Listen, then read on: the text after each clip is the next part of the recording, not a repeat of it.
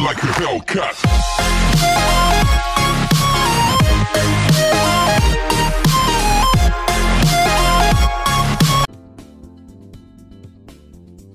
I guess it all comes down to the classic battle: robots versus aliens. Who will conquer all? According to tech giant Elon Musk and our good friend Stephen Hawking, the development of artificial intelligence could mean the end of humans. Musk says that the growing popularity of robots could also signal the start of World War III. But it's not that the robots will be inherently evil. It's that countries who are way ahead of everyone else in terms of technology, like China and Russia, will utilize artificial intelligence to build robot armies. I mean, why wouldn't they? Seems like a no-brainer. Hawking, though, has other concerns. He thinks that artificial intelligence could take on a life of its own, spiraling out of control like a cyber Audrey 2.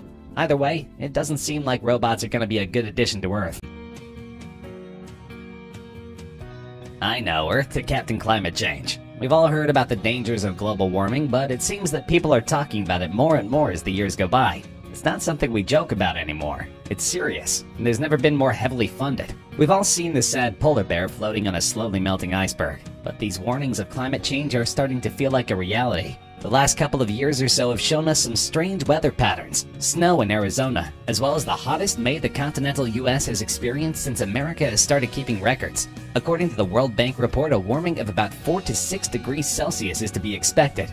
That's 7.2 or 10.8 Fahrenheit. That may not seem like a lot, but on the grand scheme of the Earth, it is. Sea levels will rise, causing thousands of people to relocate, and agriculture will take a big hit. Countries who depend on a certain crop as their main export may not be able to grow it anymore. It could mean serious economic collapse. Geoengineers are planning to counteract the warming by spraying the stratosphere with sulfates. But as history has taught us, it'll probably only make it worse. You might think that you're safe from black holes, but according to science, you most certainly are not. Black holes are nothing new. In fact, astrophysicists have been discovering black holes across the galaxy for decades. What you might not know about the black hole phenomenon is that science has shown that black holes don't have to be big to make an impact. Even the tiniest black hole has the power to shake up whatever goes through it. Physicists have discovered tiny black holes in the depths of our solar system that could be a potential danger to Earth. These black holes are tiny, about the width of a human hair, yet are as heavy as the moon. The larger holes, which can be detected through radiation technology, are estimated to be between 20 to 100 times the weight of the sun, just to give you an idea of scale. That's one heavy hole, but the mini holes still seem pretty heavy. The issue with these mini holes is that they are undetectable by Earth's radars, yet are just as dangerous as the big guys. They could easily suck Earth into its gravitational pull and throw it off orbit, which could be the beginning of a major weather catastrophe. Alternatively, it could literally pull Earth into its point of no return. These mini black holes are speculated to pass through Earth about once a millennium. Let's hope that they mean next millennium.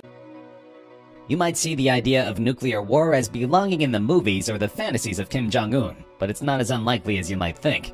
Anyone remember Hiroshima? Nuclear bombs are out there, and they are considered to be one of the most powerful weapons of mass destruction. No, wait, scratch that. They are the most powerful weapon of mass destruction. It might seem like we're destined to get demolished by a nuclear blast, but it's not as apocalyptic as it appears. The good news here is that it's highly unlikely that a nuclear bomb could wipe out the entire planet. It would cause a humanitarian disaster, sure, but it wouldn't completely destroy the Earth and its inhabitants. However, if a nuclear war were to take place, there's a possibility of a post-war nuclear winter. The radiation will cause the Earth's temperature to plummet, food supply would diminish, people would get sick, and many of us would die off.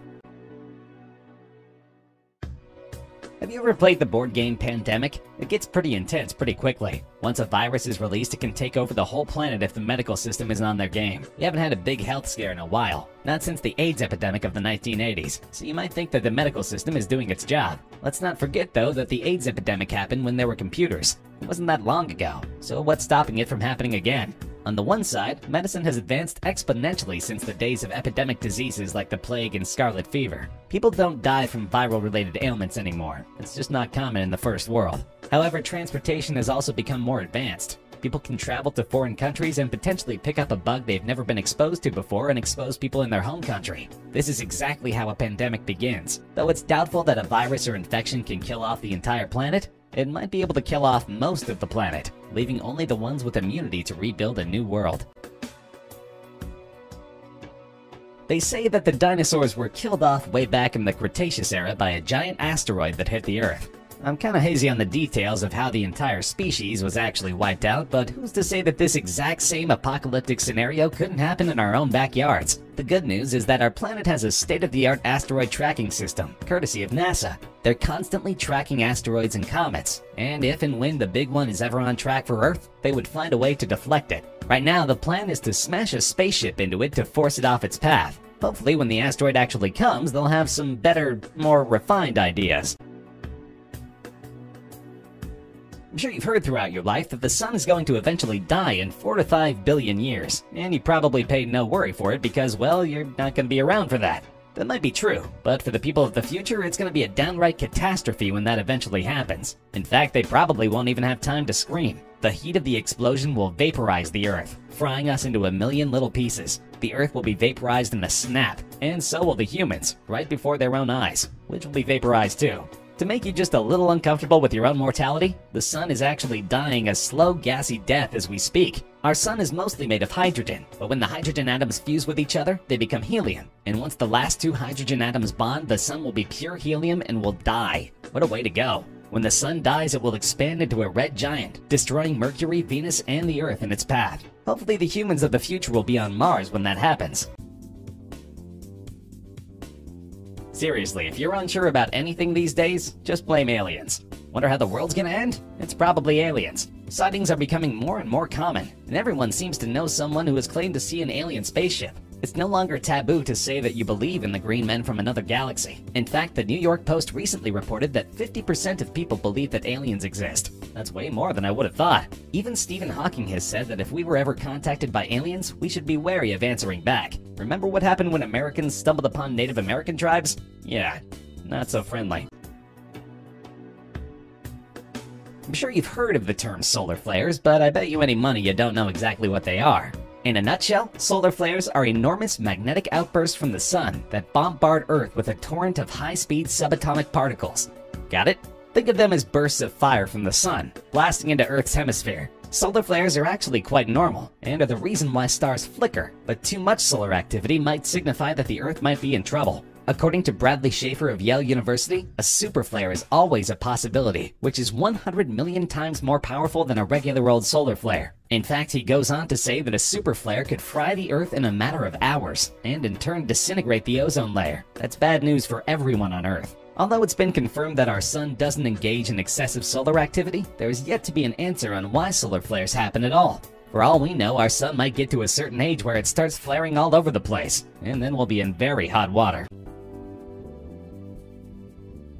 Every 780,000 years or so, the Earth's magnetic field disintegrates and then reappears flipped, so the North Pole is south and the South Pole is north. If this sounds confusing, it is.